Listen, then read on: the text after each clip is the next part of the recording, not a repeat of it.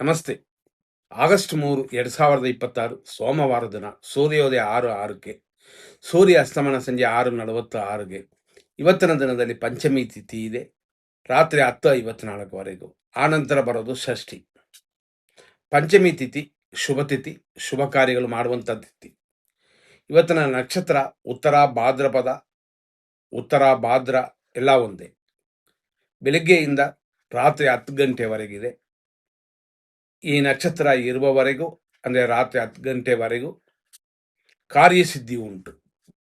ಆನೇರ ಬರುವ ನಕ್ಷತ್ರ ರೇವತಿ. ರಾತ್ರಿ 10 ಗಂಟೆ ಮೇಲೆ ಬಂದರೆ ದಿನ ಪೂರ್ತಿ ಇರುತ್ತದೆ. ನಾಳೆನೂ ಅದೇ ನಕ್ಷತ್ರ, ಅಂದರೆ ರೇವತಿ ನಕ್ಷತ್ರ ಬರುತ್ತದೆ. ಇದು ಕಾರ್ಯಸಿದ್ಧಿಯು ಕುಲವೃದ್ಧಿಯನ್ನು ಕೊಡುತ್ತದೆ. ಆದ್ದರಿಂದಾಗಿ ಇವತ್ತು ಇದು ಶುಭ ದಿನ, ಶುಭ ಕಾರ್ಯಗಳನ್ನ ಮಾಡುವಂಥ ದಿನ. ಸುಕರ್ಮ ಅಂತ ಒಂದು ಯೋಗವಿದೆ. ಇವತ್ತು ರಾಶಿ ಅಂತಂದರೆ ಚಂದ್ರನಿರುವಂಥದ್ದು ಮೀನರಾಶಿ. 6 ಗಂಟೆ 6 ನಿಮಿಷದಿಂದ 9:52ವರೆಗೂ ಉತ್ತರಾಭಾದ್ರ ನಕ್ಷತ್ರದ 2ನೇ ಪಾದವಿದೆ. ಆನಂತರ ಬರೋದು ಮಧ್ಯಾಹ್ನ 3:57ವರೆಗೂ ಉತ್ತರಾಭಾದ್ರ ನಕ್ಷತ್ರ 3ನೇ ಪಾದ. 3:57ನ ಮೇಲೆ ರಾತ್ರಿ 10 ಗಂಟೆವರೆಗೂ ಉತ್ತರಾಭಾದ್ರ ನಕ್ಷತ್ರ 4ನೇ ಪಾದ. ಇಷ್ಟಕ್ಕೆ ಉತ್ತರಾಭಾದ್ರ ನಕ್ಷತ್ರವೇ ಮುಗಿತದೆ. ಆನಂತರ ರೇವತಿ ನಕ್ಷತ್ರ ಅಂದರೆ 10 ಗಂಟೆಗೆ ಸ್ಟಾರ್ಟ್ ಆಗಿ ಸುಮಾರು 4 ಗಂಟೆ 1 ನಿಮಿಷ ಬೆಳಗಿನ ಜಾವದವರೆಗೂ 1ನೇ ಪಾದ. ಇದಾದ ಮೇಲೆ 2ನೇ ಪಾದ ಪ್ರಾರಂಭವಾಗಿ ನಾಳೆಯವರೆಗೂ ರೇವತಿ ನಕ್ಷತ್ರವಿದೆ. ಇದರಲ್ಲಿ ಕೆಲವು ಶುಭ ಅಶುಭ ಸಮಯಗಳನ್ನ ನೋಡೋಣ. ಇವತ್ತು ದಿನ ಚೆನ್ನಾಗಿದೆ, ನಕ್ಷತ್ರ ದೋಷವಿಲ್ಲ. ಅದೇ ಥರ ನೋಡುವಂಥ ಕೆಲವು ವಿಷಯಗಳಲ್ಲಿ ರಾಹುಕಾಲ, ಯಮಕಂಡ ಕಾಲ. ರಾಹುಕಾಲ ಬರೋದು 7:41ರಿಂದ 9:16. ಯಮಕಂಡ ಕಾಲ ಇರೋದು 10:51ರಿಂದ 12:26. ಈ ಯಮಕಂಡ ಕಾಲಗಳಲ್ಲಿ ಶುಭ ಕಾರ್ಯಗಳು ಬಂದರೂ ಮಾಡಬಾರ್ದು ಅಂತ. ಈ ರೀತಿ ನೋಡುವ ವಿಷಯಗಳಲ್ಲಿ ಇವತ್ತಿನ ದಿನದಲ್ಲಿ ಬೇರೆ ಬೇರೆ ಕೆಲವು ವಿಷಯಗಳನ್ನ ನೋಡೋಣ. ಏನೆಲ್ಲ ನೋಡಬಹುದು ಅಂತಂದರೆ, ಕೆಲವು ಸಮಯಗಳಲ್ಲಿ ಶುಭ ಕಾರ್ಯಗಳು 100% ಚೆನ್ನಾಗಿದೆ ಅಂತ ನೋಡಿದ್ರು ಅದರಲ್ಲಿ ಬರುವ ಕೆಟ್ಟದನ್ನು ತೆಗೆಲಾಕಾಗುತ್ತೆ. ಆದ್ದರಿಂದ ಎಚ್ಚರವಾಗಿದೆ. ನಾವು ಅದಕ್ಕೆ 100% ವಿಂಗಡಿಸಿ ಕೊಟ್ಟಿರ್ತೀವಿ. ಉದಾಹರಣೆ ನೋಡೋಣ. ಇವತ್ತು ಸಿಂಹ ಲಗ್ನ ಬರುತ್ತದೆ 7 ಗಂಟೆ 6 ನಿಮಿಷದಿಂದ 9:09ವರೆಗೂ. ಅದೇ ಥರ ಇನ್ನೂ ಕೆಲವು ಒಳ್ಳೆಯ ಸಮಯ ಅಂತಂದರೆ 8:12ರಿಂದ 9:16. ಇದು ಗುರು ಹೋರೆ ಅಂತ. ಹೋರ ಅಂದರೆ ಅವರ್ಸು ಅಂತ, ಅಂದರೆ 1 ಗಂಟೆಯ ಕಾಲ ಆ ಗ್ರಹದ ಪವರ್ ಇರುತ್ತೆ ಅಂತ. ಈಗ ಕೆಲವು ಕಂಪನಿಗಳಲ್ಲಿ, ಫ್ಯಾಕ್ಟ್ರಿಗಳಲ್ಲಿ ಶಿಫ್ಟ್ ಸೂಪರ್ವೈಸರು ಅಂತ ಬರುತ್ತಾರೆ. ಅವರಿಗೆ ಇಷ್ಟೊತ್ತರಿಂದ ಇಷ್ಟೊತ್ತುವರೆಗೂ ಅಂತ ಒಬ್ಬರು, ಆಮೇಲೆ ಇನ್ನೊಬ್ಬರು ಬರ್ತಾರೆ. ಆ ರೀತಿಯೇ ಈ ಹೋರೆಗಳು ಅನ್ನೋದು.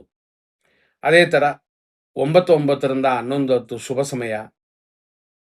ಇನ್ನೊಂದು ರೀತಿಯಲ್ಲಿ ನೋಡಿದ್ರೆ ಲಾಭ ಕಾಲ ಬರೋದು 10:51ರಿಂದ 12:26.